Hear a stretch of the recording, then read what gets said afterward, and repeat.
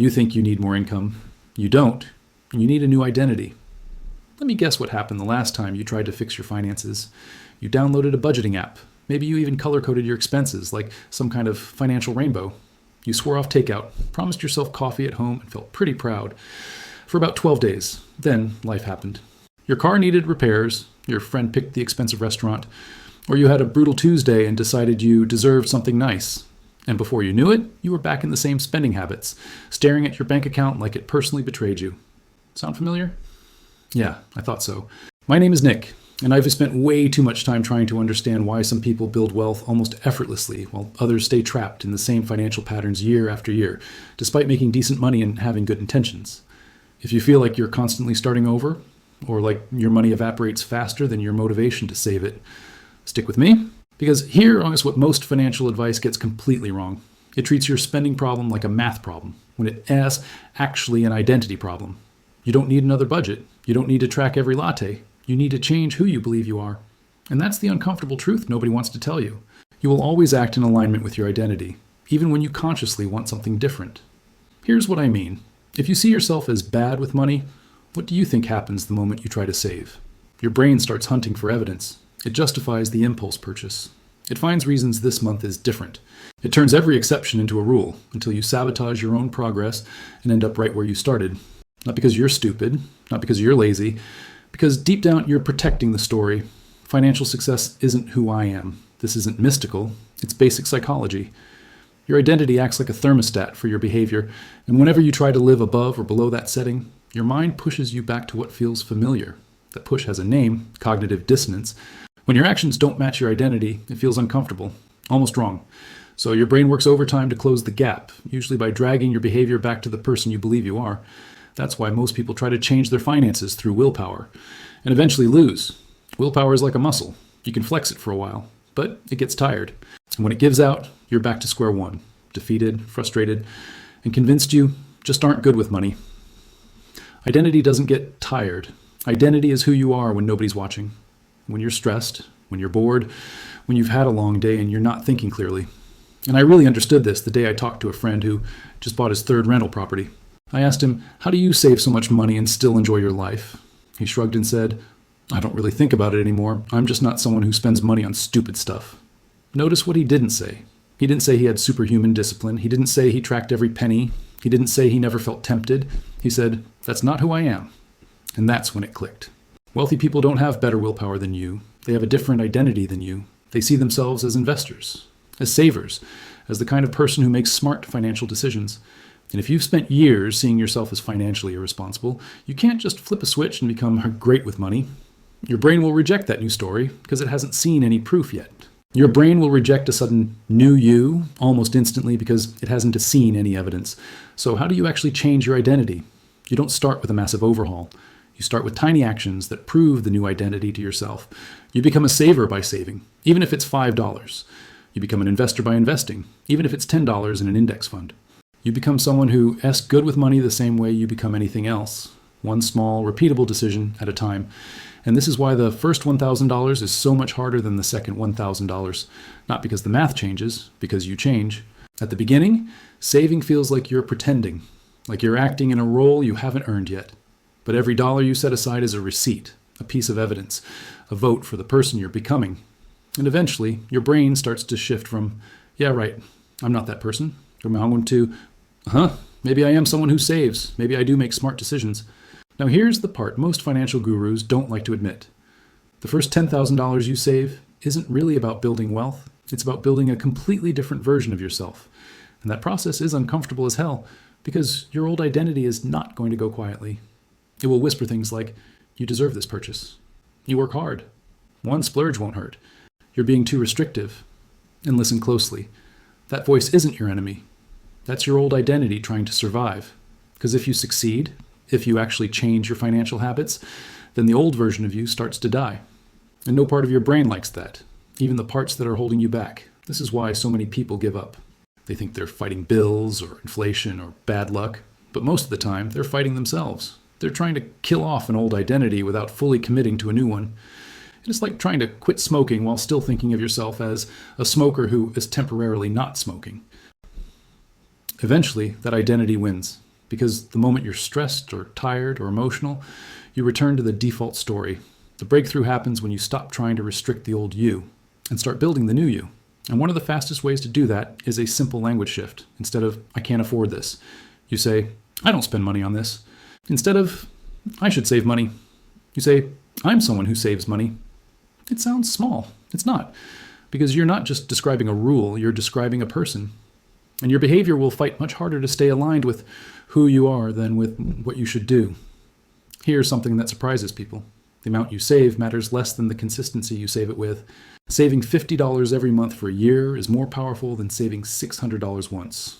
Not because of the math, because of identity formation. $50 a month tells your brain, I consistently save. 600 once tells your brain, I did something unusual that one time. This is why crash diets don't work, and it's why financial crash diets don't work either. You can brute force results through sheer willpower. Lose 20 pounds, save $2,000, then life hits, you get tired, your identity hasn't changed, and you drift right back to the old pattern. The people who actually transform their finances understand something deeper. Money isn't the goal. The person you become while building wealth is the goal, because that person keeps making good decisions long after the initial motivation fades. And here's where it gets exciting. Once you build that first $10,000, something shifts. You stop operating from pure scarcity, where every decision feels like survival, and you start operating from options. You make different choices about your career, your relationships, your future, because now you have what I call walking away money. Walking away money is exactly what it sounds like. A cushion that lets you walk away from anything that doesn't deserve you. A toxic job, a manipulative boss, a relationship that drains you. When you've got $10,000 sitting there, you're not negotiating from desperation anymore. You're negotiating from strength. And what's really wild about this shift isn't just the options, it's how differently you show up in the world once you know you have options. It's not just about having options. It's about how differently you show up in the world when you know you have options. People can sense it. Your boss can sense it. That confidence you feel when you're not living paycheck to paycheck shows up in your work. You speak more clearly. You negotiate harder. You stop accepting nonsense. And that changes outcomes, raises, promotions, better opportunities. It becomes a feedback loop. Money creates confidence. Confidence creates better decisions. Better decisions create more money. I've watched this happen over and over. Someone saves their first $10,000, and suddenly they're redoing the things they've definitely been avoiding for years. They ask for the raise they've been delaying. They start the side business they've been planning. They take calculated risks because they finally have a safety net. That $10,000 didn't just change their bank account. It changed their relationship with risk and opportunity. Now here's the counterintuitive part. The money you save isn't what makes you wealthy. The habits you build while saving it are what make you wealthy. Think about it. If someone handed you $50,000 tomorrow, would you be rich? Probably not for long, because money without the identity is temporary. You can see this anytime someone gets a windfall before they've built the habits to handle it. Their spending expands to match the new reality, but their behavior stays the same. Different numbers, same patterns. But the person who slowly saves $50,000 over 5 years, that person doesn't just have money. They've built the psychological infrastructure for wealth. They've become someone who makes smart decisions consistently. And that's what lasts. Here's where most people get tripped up. And honestly, this is where I got tripped up for years. They think building wealth is about finding the perfect investment strategy, the perfect stock, the highest yield savings account, the optimal hack. They're optimizing the wrong thing. They're trying to hack the outcome instead of building the foundation. It's like trying to build a house by starting with the roof. The foundation is your identity as someone who controls their money, instead of someone whose money controls them. Everything else is details. Once you have the foundation, the tactics get easier. The investment strategy, the high yield savings account, the perfect system. All of that becomes simpler when you are not fighting yourself every time you try to do the right thing. But there's something nobody mentions when they give financial advice. The identity shift is uncomfortable. Not a little uncomfortable. I mean deeply uncomfortable. Because changing your identity means letting go of stories you might have been repeating for years. Maybe you've been telling yourself, I'm just not a money person. Wealthy people are greedy. I don't deserve financial success. Those stories can't stay alive if your new identity is going to grow, and that's why it feels like grief. Because in a real sense, it is. You're mourning an old version of yourself while trying to build a new one at the same time. No wonder people quit halfway through. So here's the trick. Expect the discomfort. Plan for it. Don't interpret it as a sign you're failing. When the voice in your head says, this isn't you, you don't argue with it. You don't panic. You just say, you're right. This isn't who I was. It's who I'm becoming. You acknowledge the discomfort without letting it steer the car. And here's the part that will probably make you laugh, but it's true. For a lot of people, the hardest part of saving your first $10,000 isn't the money, it's the social pressure. Because when you start acting like someone who's good with money, the people around you don't always clap. Sometimes they get weird. They joke that you're cheap. They pressure you to spend. They act offended when you say no. And sometimes they get angry, not because you did anything wrong, but because your discipline shines a light on their habits. This is where you find out who's actually on your team. The people who support your growth, keep them close. The people who try to sabotage your progress, they're telling you exactly what role they want you to keep playing. So you're going to need what I call financial boundaries. And the key is, you learn to say no without explaining yourself to death. I can't afford it is a complete sentence. That's not in my budget. It doesn't require a 30-minute debate. I'm saving for something else is valid, even if that something else is just peace of mind. Now, here's the good news. This gets easier. The first few months are brutal because you're constantly fighting old patterns. But after you've acted like someone who's good with money for long enough, something important happens. It stops feeling like acting. It starts feeling like you. And that's when the real transformation begins, because once saving becomes part of your identity, you stop relying on willpower. It becomes automatic, like brushing your teeth, like checking your phone. You don't need motivation, it's just what you do. And when you're not living paycheck to paycheck, you also get something back that most people don't realize they've lost: mental bandwidth. When you're constantly worried about money, your body treats it like a threat. You're tense, you're reactive, you're stuck in short-term thinking because survival mode doesn't plan 5 years ahead. It plans until Friday. But when you have a buffer, your nervous system calms down. You're not scanning for the next emergency. You can actually think. Long-term goals start to feel real. Opportunities stop looking like threats. You become proactive instead of constantly reacting to the next crisis. And that shift doesn't just touch your finances, it touches everything. You sleep better. You're less irritable. You're more creative. You show up better in relationships. You take better care of your health. Because when your basic security improves, your brain finally has room for the rest of life. Now here's where it gets interesting, almost twisted. Some of the people who struggle the most with money are the ones who understand it the best intellectually. They can explain compound interest. They know good debt versus bad debt. They've read the books, they've watched the videos, they've learned the terms, but they still can't save. They still reset to zero the moment life hits. Why? Because they're trying to think their way into new behavior, instead of acting their way into a new identity. Your brain doesn't care how much you know about investing if you still see yourself as bad with money. Knowledge without identity change is just expensive entertainment. I learned this the hard way. I spent 3 years reading about investing, while keeping my money in a savings account, earning basically nothing. I knew I should be investing. I could explain the logic, I could quote the advice, but I couldn't bring myself to do it because deep down, I didn't see myself as an investor. I saw myself as someone who would make a dumb move, lose everything, and prove again that I was bad with money. So I made the stupidest decision of all. I did nothing. The breakthrough wasn't when I discovered some secret strategy. It was when I finally invested $50 into an index fund. Not because $50 was going to change my life, but because I needed proof that I was the kind of person who invests money. And honestly, that $50 was worth more than the thousands I had sitting in cash, because it changed the story I was living inside. Now, here's something that sounds backwards, but it's one of the most important ideas in personal finance. The amount of money you have matters less than the speed at which you can rebuild it. Let me explain.